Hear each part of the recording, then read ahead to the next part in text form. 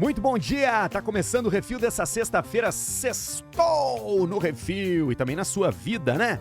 E nada melhor do que encerrar uma semaninha se tornando uma pessoa mais legal, mais interessante, com mais conteúdo. Essa é a proposta do Refil nessa sexta-feira do dia 24 de outubro de 2025. Eu sou o Arthur Gubert e hoje eu vou falar qual é a desse navegador novo aí do ChatGPT, o Atlas. Vamos mergulhar junto nisso. Tem também o futuro da Wikipedia, em tempos de inteligência artificial. E um olhar otimista para o uso do ChatGPT pelas crianças. A gente não precisa achar que é algo tão apocalíptico assim. E para fechar, tem duas. Primeiro eu vou te contar exatamente quantos passos a gente precisa dar por dia, numa matéria do New York Times, feita através de uma pesquisa que finalmente descobriu qual é a quantidade, né, ideal diária. E para fechar, tem um artigo que me chamou bastante atenção porque fala muito com a cultura pop e com como a gente vê o cinema, a música. É a incrível história daqueles motéis de beira de estrada nos Estados Unidos. Mas antes, deixa eu fazer o refil do meu café. Muito bom dia, espero que você goste do programa de hoje. Se gostar, já sabe, né? Te inscreve no canal e compartilha o episódio no Spotify, no Apple Podcasts, seja lá onde você gosta de escutar o meu programinha. Mas vamos começar com essa história aqui da The Atlantic sobre esse novo navegador do ChatGPT, né? Porque a OpenAI anunciou o lançamento nessa semana aí, no meio da semana, desse novo navegador, o ChatGPT Atlas. É uma tentativa, segundo o próprio Sam Altman, o CEO, né, de repensar o que o navegador pode ser na era da inteligência artificial. Ainda que seja uma ferramenta nova, essa história é um pouco mais profunda. E nós vamos mergulhar nela agora, tá? Porque esse navegador coloca o ChatGPT no centro da experiência online. Em qualquer página, o usuário pode clicar em Ask ChatGPT, né? E abrir uma conversa lateral dentro da mesma página ali com o assistente. O Atlas também tem um modo agente que promete realizar tarefas na internet em nome do usuário, como pesquisar informações ou reservar viagens. Na prática, porém, a novidade parece menos revolucionária do que o discurso sugere. O Atlas é baseado no Chromium, que é o mesmo projeto usado pelo Google Chrome e pelo Microsoft Edge, e oferece uma navegação bastante parecida com a dos seus concorrentes. O diferencial dele está na integração direta com o ChatGPT, reduzindo o atrito entre buscar alguma coisa online e perguntar diretamente à IA. Tipo assim, tu não precisa abrir uma nova aba para conversar com o teu chat. Você faz tudo isso na mesma tela. E esse lançamento faz parte de um movimento mais amplo da OpenAI para transformar o ChatGPT num ecossistema completo. Nos últimos meses, eles lançaram o Sora 2, né, que é um gerador de vídeos ali com uma interface bem parecida com a do TikTok, né, dando uma cara de rede social para criação de conteúdo rápida de vídeos feitos por inteligência artificial. E também anunciou atualizações que vão permitir a criação de conteúdo adulto na plataforma. Além de estar preparando nos bastidores um novo dispositivo físico em parceria com um designer que foi da Apple. Essas iniciativas, porém, têm sido interpretadas como um sinal de mudança de foco. Porque a OpenAI, né, a mãe do GPT, foi fundada com o propósito de desenvolver a inteligência artificial para beneficiar toda a humanidade. Tipo assim, curar o câncer, encontrar novos meios de fazer diagnósticos de doenças, acelerar a pesquisa científica. Mas ela vem se aproximando cada vez mais dos modelos comerciais tradicionais do Vale do Silício, com produtos voltados ao consumo e à coleta de dados. Ou seja, bem distante daquele propósito magnífico da superinteligência da IA. A razão é óbvio que é financeira. O desenvolvimento desses modelos avançados de IA é extremamente caro e ainda não gera lucro para ninguém. Segundo o The Information, né, o site, a empresa já perdeu bilhões de dólares só na primeira metade de 2025 e a previsão é queimar mais 115 bilhões até 2029. Então, para sustentar os custos da inovação, a OpenAI está buscando novas formas de receita, seguindo os caminhos semelhantes do Google, da Meta, da Amazon, da própria Apple, né? Que lançam seus navegadores, seus aplicativos, seus serviços pagos para botar dinheiro para dentro da empresa. O Atlas, por enquanto, não tem anúncios e tampouco deixa claro como ele vai ser monetizado. Mas o valor estratégico do projeto pode estar em outro lugar, porque uma estratégia válida na internet para ganhar grana são os dados dos usuários. Assim como o Google, né? Faz há anos. Eu acho que o Google é de graça por quê? Né? Porque ele capta tudo que a gente faz e vende as nossas informações, né, para outras empresas. E a OpenAI pode usar as informações dos usuários sobre como as pessoas navegam, pesquisam, interagem online para treinar futuras versões do GPT e melhorar os seus modelos de inteligência artificial, mirando na grana do longo prazo. Esse navegador chega, então, com um prazo meio ambíguo. Ao mesmo tempo em que promete democratizar o acesso à inteligência artificial, também reforça o lado mais corporativo da empresa, que para financiar a busca pela superinteligência agora precisa pensar como uma Big Tech tradicional.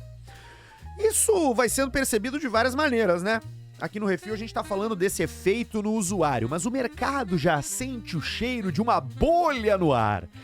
Vários estudos de vários portais de informação e pesquisadores de tecnologia já cravaram que ninguém ainda ganhou dinheiro com inteligência artificial. Com a exceção, é claro, da eficiência em processos que antes só podiam ser feitos pela humanidade e agora são feitos por robôs. Inclusive a respeito do que contamos ontem no programa, né, sobre a Amazon que pretende demitir 500 mil funcionários. Toda essa parte, beleza, mas vamos lá. Isso não tem nada a ver com superinteligência. Isso tem mais a ver com apertar parafuso do que com planejar novos esquemas. Então, dentro disso, é muito provável que sim, haja um grande exagero com relação à revolução da inteligência artificial. Seguindo nesse meio, vamos falar da Wikipédia, né? Foi criada lá em 2001, faz tempo já. Acho que todo mundo aqui usa a Wikipédia, né? Ou usava. E é justamente sobre isso que a gente vai falar agora. Quem criou ela foi Jimmy Wales e Larry Sanger. E ela nasceu com um objetivo simples: tornar o conhecimento acessível e gratuito para todo mundo. Ponto. Baseada no modelo de edição colaborativa, qualquer pessoa pode criar, editar, alterar um artigo, desde que siga as regras básicas de verificação e neutralidade. E hoje, a enciclopédia digital conta com versões em mais de 300 idiomas e está entre os 10 sites mais acessados do mundo. Com o tempo, a Wikipédia consolidou-se como uma referência de informação confiável na internet, especialmente depois de endurecer as políticas de fonte e de citações, exigindo que cada afirmação fosse comprovada. Não era só entrar e editar, você precisava dizer aonde tinha adquirido essa informação. E esse processo reduziu gigantescamente erros, né, nos artigos, que era uma coisa que marcou os primeiros anos do projeto. Muita informação falsa. Mas, recentemente, a Wikipédia vem enfrentando uma nova mudança de cenário. Ela virou uma das principais fontes, não de pesquisa de seres humanos, mas de treinamento para esses modelos de inteligência artificial, como o ChatGPT e o Claude, o Grok lá, o Meta AI. Todo mundo busca informação na Wikipédia para transmitir para a gente em formato de texto. Esse conteúdo produzido e revisado manualmente por voluntários humanos passou a ser utilizado pelos sistemas que reorganizam e reproduzem em formato de texto automatizado. E com o resultado, o tráfego humano na Wikipédia diminuiu, enquanto o acesso por bots e sistemas de IA aumentou. Apesar disso, os editores e gestores da Wikipedia veem o momento mais como uma oportunidade de adaptação do que como uma ameaça. Porque o papel da Wikipédia vai mudar. Ele vai passar de criador de conteúdo para garantir a sua precisão. E a enciclopédia pode se tornar uma espécie de centro de validação de informações, que é absolutamente essencial nesse ambiente digital dominado por um conteúdo gerado artificialmente e errado. Faz o teste aí no teu GPT, pede pra ele qual é o único estado brasileiro que não tem a letra A. Ele vai errar. É Sergipe, caso você esteja pensando. O papel da Wikipédia já utiliza ferramentas de machine learning que ajudam a detectar vandalismo, edições suspeitas, galera que entra só pra chafurdar o site lá. E eles também criaram planos de assinaturas corporativas que oferecem acesso em tempo real às atualizações do site. Esse serviço já é utilizado inclusive pelo Google. Enquanto isso, o modelo de funcionamento da Wikipédia continua sendo sustentado por voluntários e por doações. Sabe qual é o custo anual para manter a Wikipédia no ar? São cerca de 178 milhões de dólares. E essa grana é voltada basicamente à estrutura técnica. Então, nesse mundo onde a inteligência artificial tende a automatizar a criação de conhecimento, a Wikipédia representa o oposto. Uma prova de que a curadoria humana ainda é indispensável para garantir precisão, transparência, confiabilidade. E porque sim, as IAs erram muito. Tipo assim, muito. Não dá para confiar muito nelas. Agora tem um desdobramento que pega especialmente pais, né? E professores, educadores, galera que trabalha em escola, que é esse pânico com o fato de que os alunos estão lendo menos e usando a inteligência artificial para escrever trabalhos. E me chamou a atenção esse artigo bem longo da The Atlantic sobre como a gente pode olhar para isso de uma maneira otimista. E eu confesso, mexeu bastante com a forma como eu pensava. Tô até revendo os meus conceitos a respeito disso. Talvez esse medo, e esse é o tom principal dessa provocação que eu quero fazer agora, talvez esse medo que a gente tem da molecada consumindo GPT ao invés de consumir livros, por exemplo, diga mais sobre nós do que sobre eles. Porque vamos lá, já disse isso aqui, gosto de olhar pra trás pra entender o agora e pensar no pra frente, né? Durante séculos, cada geração olhou para uma nova tecnologia com desconfiança. O rádio, a TV, a internet e agora o ChatGPT. E assim como antes, o que muda não é o desejo de aprender, e sim a forma como a gente acessa o conhecimento. Os jovens de hoje não leem menos porque são preguiçosos. Eles leem menos livros, mas consomem muito mais informação. Vídeos, textos curtos, podcasts, memes, tudo isso é linguagem, né? É cultura, é aprendizado. Eles não são menos inteligentes. Eles são moldados por um mundo que fala mais rápido, que exige síntese, que exige conexão. É outro tipo de alfabetização. Ela é mais fragmentada, mas também é mais plural. E quanto ao medo da IA, é natural, mas um pouco equivocado, segundo esse artigo. Deixar uma máquina escrever um texto não mata o pensamento, apenas muda o foco do exercício. Assim como a calculadora não acabou com a matemática, a IA não vai acabar com o raciocínio. O professor que entender isso pode usar a tecnologia como aliada. Tipo assim, propor perguntas que uma máquina não sabe responder, incentivar o olhar pessoal, a interpretação, o debate. Porque no fundo, talvez a gente esteja apenas com saudade de um mundo mais lento. Mas o aprendizado nunca foi sobre nostalgia. Foi e sempre será sobre pensar. E se a inteligência artificial conseguir liberar os alunos das tarefas automáticas para que eles tenham mais tempo de realmente pensar, então talvez seja o começo de uma nova era da educação e não do fim dela. É fato que a gente sempre teve muito medo e demonizou novas tecnologias. Qualquer uma! Agora, não podemos relegar também o que a leitura de um livro real é capaz de fazer. E talvez o valor de ler um livro esteja menos no que a gente absorve dele, e mais no exercício de foco, de paciência, de ritual. É isso que vale a pena num livro. Até porque muita coisa a gente lê e acaba até esquecendo. Por isso que manter velhos hábitos nos mantém conectados com sentimentos e emoções boas. Tudo aquilo que vem rápido demais gera um prazer rápido demais, que passa rápido demais. Exercitar atividades como a leitura real de livros, assistir teatro, ver um filme longo sem perder a atenção, nos conecta a um tipo de dopamina que demora mais para desaparecer e assim mantém o senso de felicidade durante muito mais tempo. Vamos falar de saúde? Porque vamos lá, né? Por décadas e décadas e décadas, o número mágico da boa forma foi 10.000 passos por dia. Essa era uma verdade absoluta do exercício. Virou clichê, virou meta, virou culpa. Mas um novo estudo publicado na The Lancet Public Health acaba de derrubar esse mito. os maiores ganhos para a saúde aparecem antes disso. Tchan, tchararam, tchan, tchan, por volta dos 7.000 passos. É aí que o corpo já colhe quase todos os benefícios de caminhar e a curva começa a estabilizar. Então é 3.000 passos a menos do que a gente pensava. Vamos dar uma olhada para os dados desse estudo, para entender por que ele valida essa informação? Os pesquisadores analisaram 57 estudos diferentes e encontraram uma coisa que chamou atenção. Quem dá cerca de 7.000 passos por dia tem 47% menos risco de morte do que quem dá 2.000 passos por dia. Além disso, tem menos chance de desenvolver diabetes tipo 2, depressão, doenças cardíacas e até demência.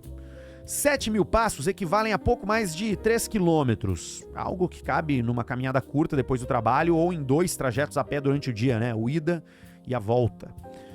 A conclusão é simples e um pouco libertadora também, porque qualquer passo conta. Não é só o que tu dá quando tu decide caminhar. Aquele dentro de casa também é um passo. Caminhar é um dos gestos mais antigos e poderosos do ser humano e talvez o mais subestimado. E aqui essa frase é minha. Não precisa relógio, não precisa meta, não precisa performance, é só sair, respirar, se mover, porque no final das contas o caminho literalmente é o próprio remédio.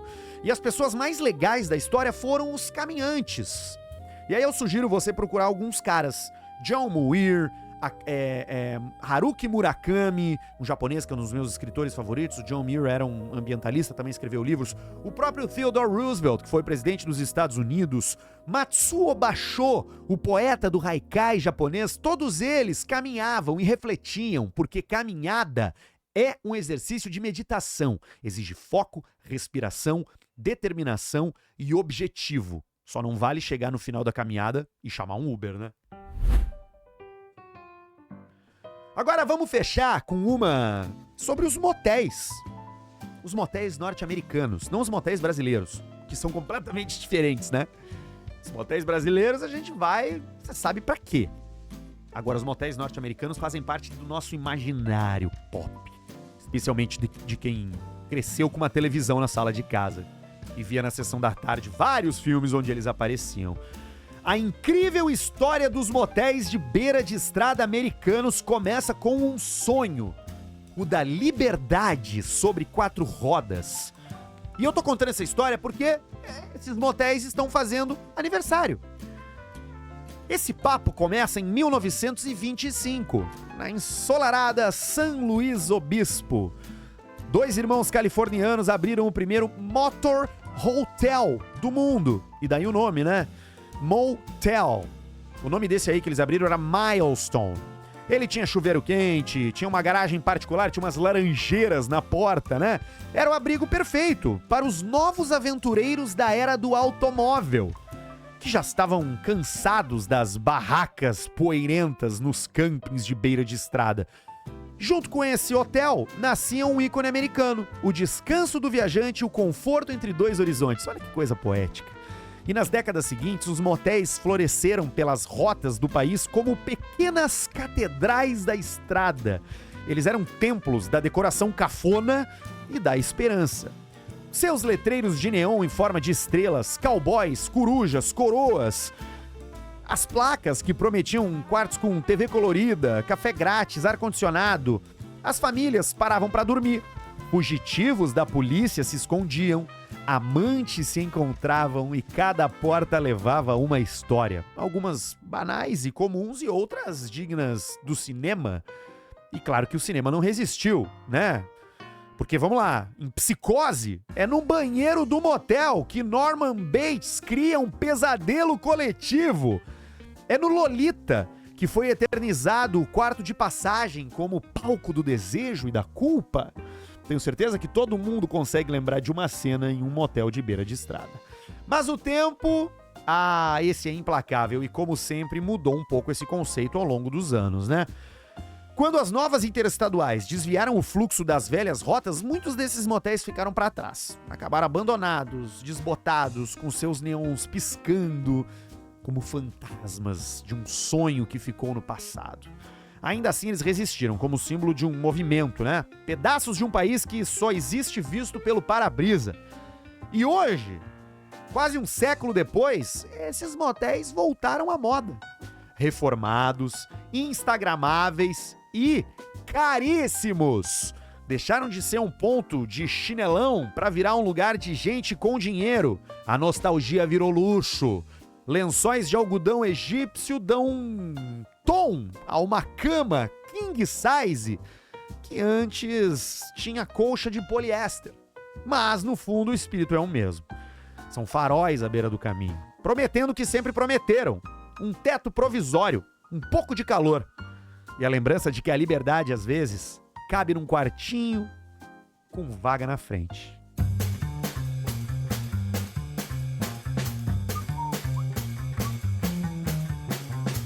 Agradecer ao querido Eduardo Knijnik, que mandou esse artigo do New York Times lá pro contato@refilpodcast.com.br. Adoro quando vocês mandam sugestões. E lembrando que na segunda-feira tem mais, às 6 da manhã, para você começar a semana cheio de assunto. A gente tem essa pretensão aqui no Refil, né? Criar um conteúdo de qualidade. Diferente do que muitas vezes você encontra por aí. Eu tô apostando nisso, tá? Ainda não ganho R$1 com esse programa. Inclusive, ele só me custa dinheiro. Mas eu acho que no futuro a gente vai se encontrar na busca por histórias que acrescentam pro nosso repertório e não só vídeos curtos que ocupam o nosso tempo e poluem a nossa mente. Por isso eu te convido a te inscrever no canal do YouTube, Refil Podcast, onde eu tô em vídeo em 4K. E também a curtir e compartilhar no Spotify, no Apple Podcasts. Dá uma nota, larga o teu comentário e esteja comigo na segunda-feira. Eu sou Arthur Gubert, amo o que eu faço e quero te ver aqui de novo.